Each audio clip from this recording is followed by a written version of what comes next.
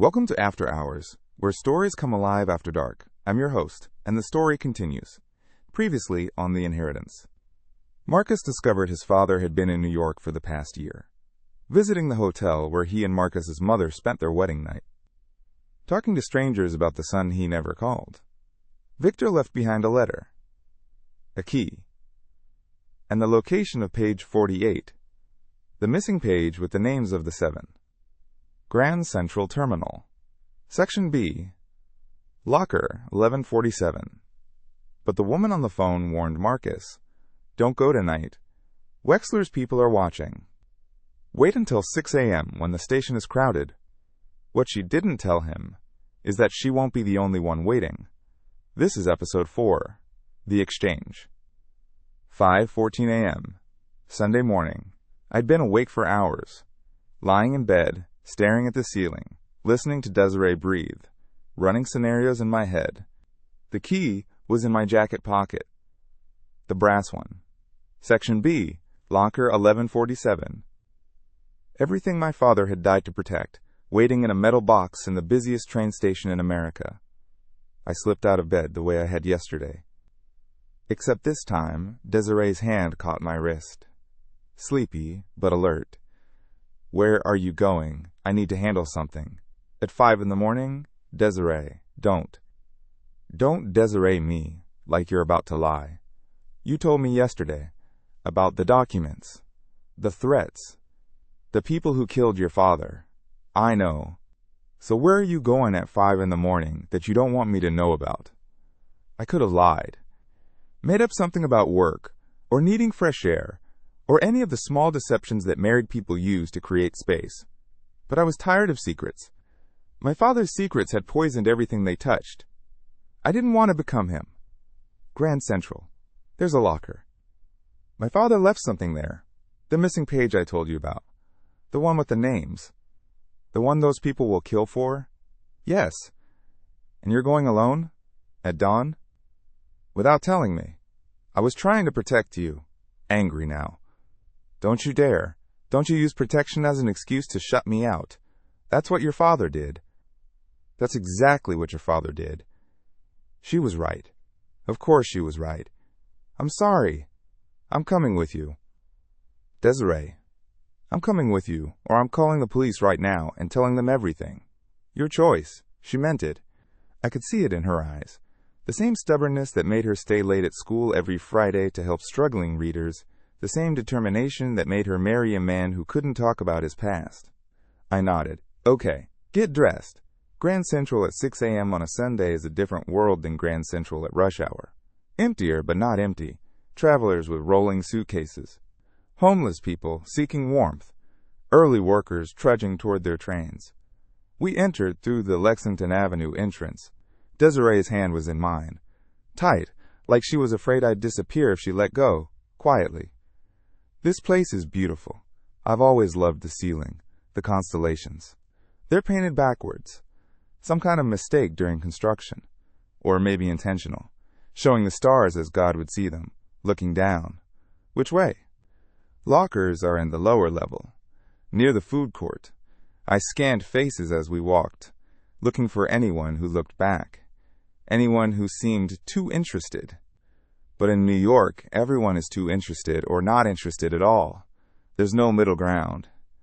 The lockers were against the far wall. Metal, industrial, anonymous. There. Section B, 1147. 3rd row from the bottom, 4th from the left. Marcus, someone's watching. I felt it too. That prickling sensation at the back of your neck. The awareness of being observed. Low. Where? Man by the coffee cart. Gray jacket. He looked at us and then looked away too fast. I saw him. Middle-aged, unremarkable, exactly the kind of face you'd forget 5 seconds after seeing it. He was holding a newspaper but not reading it. Low. Keep walking. Normal pace. We're just tourists admiring the architecture. We're going to the locker. Not yet. We need to see if he follows. We walked past Section B without stopping. Through the food court, past the closed restaurants, toward the track platforms on the far side. I watched reflections in windows, in the glass of closed storefronts. The man in the gray jacket wasn't following, But someone else was. Woman, black coat. She picked us up when the man stopped watching. Tense. There's more than one? They're working in shifts, passing us off. How do you know that? I don't know. I just do. Maybe it was Victor's blood. Maybe all those years of keeping secrets had taught me something about how secrets work. Or maybe I was just paranoid. Either way, we had a problem. The burner phone. Low. Hello, you brought your wife, she insisted. Brave. Or foolish. You've spotted the watchers. Good. There are 3 of them. Man by coffee cart, woman in black coat, and another man on the upper level with sightlines to the lockers. How do you know where they are? Because I put one of them there. What? The woman in the black coat works for me. The other 2 work for Wexler.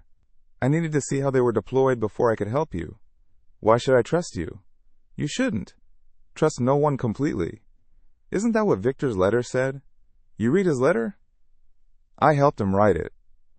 My father's warning echoed in my head. Trust no one completely. Not even the ones who seem like allies.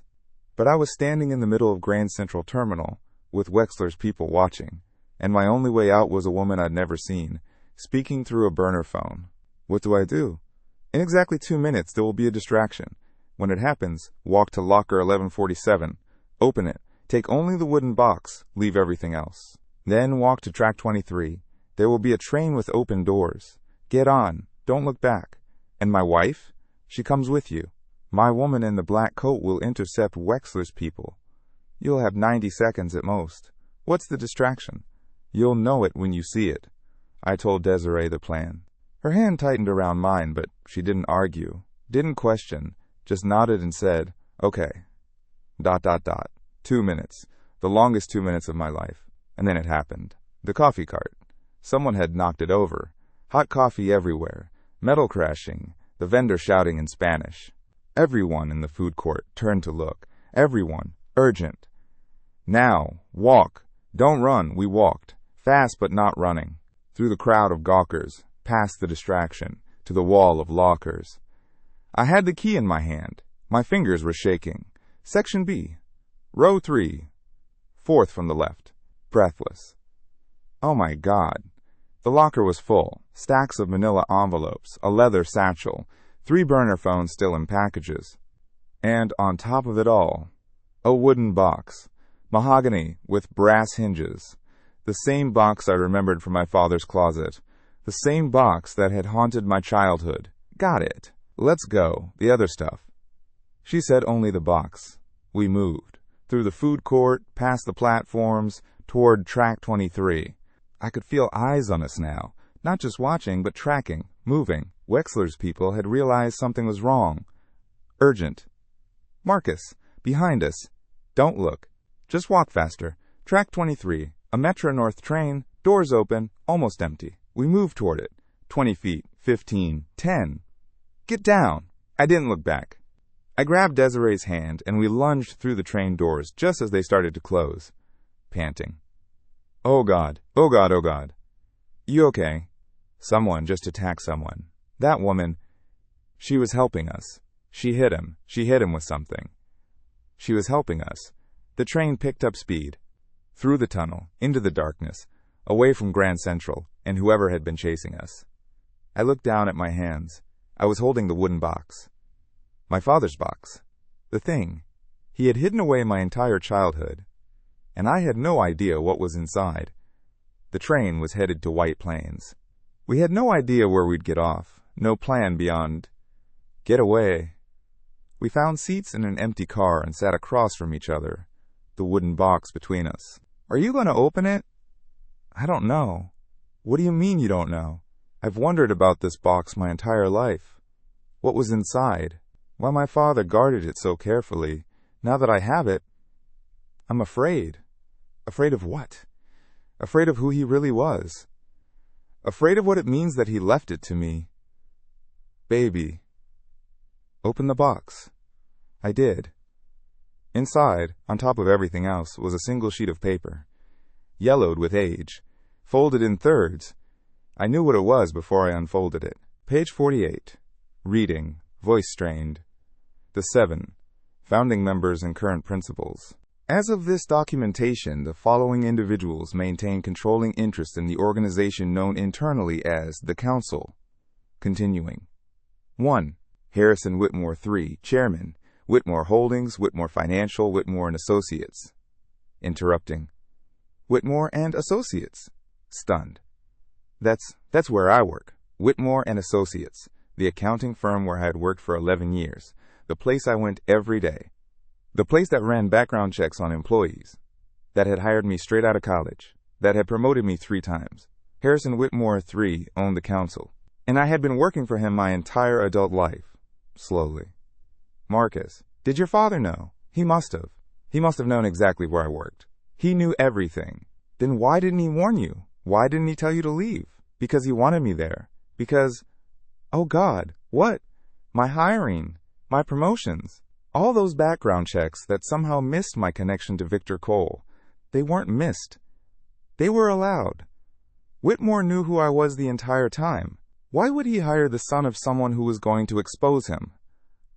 And then I understood the terrible, elegant logic of it. Insurance. I was insurance. I don't understand. My father kept records for 31 years. Whitmore knew that. Everyone knew that. It was why they couldn't just kill him. They needed those records. But if Victor ever tried to use them, they had me. His son. Working in their own building. Completely vulnerable. A hostage. I was always a hostage. I just didn't know it. Next stop, 125th Street. Harlem. Next stop. We need to get off. Not yet. Keep reading. Reading. 2. James Chen, Vice Chairman, Pacific Rim Holdings. 3. Elizabeth Harmon, Secretary, Harmon Media Group. 4. Alexander Volkov, Treasurer, Volkov International. I recognize some of these names. Chen owns half of Silicon Valley. Harmon runs 3 news networks. Continuing. 5. Marcus Oduya, Director, Oduya Petroleum. 6. Victoria Shaw, Director, Shaw Pharmaceuticals. Reading slower. 7. Graham Wexler, Director. Operations. Wexler? The man who's been threatening you? He's not just an operative. He's one of them. One of the 7... I stared at the list. 7 names. 7 people who controlled more wealth and power than most nations. Oil, tech, media, pharmaceuticals, finance, every major industry, every pressure point in the global economy. And now I had proof. There's more. Beneath the page, the box held other things. Photographs. Old ones. From decades ago. Men in suits, signing documents, shaking hands. A younger Victor Cole standing in the background of several shots. Never in the center, always observing. And at the bottom of the box, a small cassette tape. The old kind. From before digital recording. What's on it? I don't know. We'd need something to play it. There's still more in the locker. You left everything else. Realizing. The phones, the envelopes, whatever else my father stored there. We can't go back. Wexler's people saw us. They know we have the box. Which means by now they've cleared that locker. Everything else is gone. 125th Street. Harlem. Watch the gap. We stayed on. Kept going north. I didn't know where we were headed. Only that we couldn't go home. Not yet. Maybe not ever. The phone. I'd almost forgotten about it. We're on the train. We have the box. I know. My person got you out. She's being questioned by transit police right now, but she'll be fine. Will she? She's good at her job. Did you open it? Yes. And? 7 names. Photographs. A cassette tape. That tape is the most important thing in that box. What's on it? A confession. Harrison Whitmore, 1994. Your father recorded a private conversation where Whitmore admitted to ordering the assassination of a federal prosecutor who was investigating council finances. That tape is the only direct evidence that Whitmore committed murder. Everything else, the finances, the transactions, the shell companies, that's just numbers. This is a voice. His voice. Saying the words. Why didn't my father use it? Because he was afraid. Because they had leverage. First your mother's safety, then yours. Because every time he got close to releasing it, something happened. Your father was a brave man, Marcus, but he wasn't brave enough. Not until the end. And you think I am? I think you're about to find out. What do I do now? Keep moving. Don't go home. Don't contact anyone from your old life. That's my entire life. Not anymore. I'm going to give you an address. Memorize it. Don't write it down. There's a safe house in Connecticut. You and your wife can stay there while we figure out the next move. We? You can't do this alone. Your father couldn't either. That's why he built a network. People he helped over the years. People who owe him. People who want the same thing we want. Which is what? To burn it all down. What's the address? 14 Maple Court. Westport, Connecticut. Yellow house at the end of a cul-de-sac. Key is under the third flower pot on the left side of the porch. Get off at Stamford. There's a car waiting. Gray Camry, license plate, starting with Victor. Victor? Your father had a sense of humor. Buried deep, but it was there. Marcus. One more thing. What? The other lockers? There were other preparations. Your father didn't put all his eggs in one basket. What do you mean? I mean, there are other dead drops, other safe houses, other contingencies. He spent the last year of his life building a network specifically designed to survive his death. You opened locker 1147 because it was the most important one, but there are at least 6 others, and you'll need all of them before this is over. How do I find them? That's what I'm going to help you with. But first, get safe. Get to Westport. We'll talk again soon. Who was that? The woman. The one who's been helping me. The one your father said not to trust? Same one. And we're following her instructions? We don't have a choice. We always have a choice. Then, let me rephrase. Every other choice leads to us being killed. I called in sick for tomorrow. Told the principal I have a stomach bug. When did you do that? Before we left this morning. I had a feeling we wouldn't be coming back. She'd known. Before the lockers, before the chase, before any of it. She'd known. My wife, who I thought I was protecting, had been 2 steps ahead of me the entire time. You could have told me. So could you. About a lot of things. We're past that now. Whatever we were before yesterday, the normal couple with the normal life and the normal secrets, that's gone. We can either spend our energy grieving it, or we can figure out how to survive. I choose survival. What about your students? Your life? Everything you've built? What about it? You think I'm the first black woman who's had to start over? Who's had to walk away from everything and rebuild from scratch? My grandmother did it when she left Alabama. My mother did it when she left my father. Now it's my turn. I married you, Marcus. For better or worse, this is the worst part. But I'm not running from it. And I'm not letting you run from me. I looked at my wife. Really looked at her. Maybe for the first time since all of this began. She was afraid. I could see it in the tension around her eyes, the set of her jaw, but she wasn't breaking. If anything, she was getting stronger. I love you, I know. Now open the rest of that box. We need to know everything before we get to Stamford. We had 2 hours until Stamford. 2 hours to sort through my father's secrets. 2 hours to figure out what we had and what it meant. 2 hours to become the people we would have to be if we wanted to survive. Somewhere behind us, Wexler was learning that we had escaped, that we had the box, that everything he'd tried to prevent was now in motion.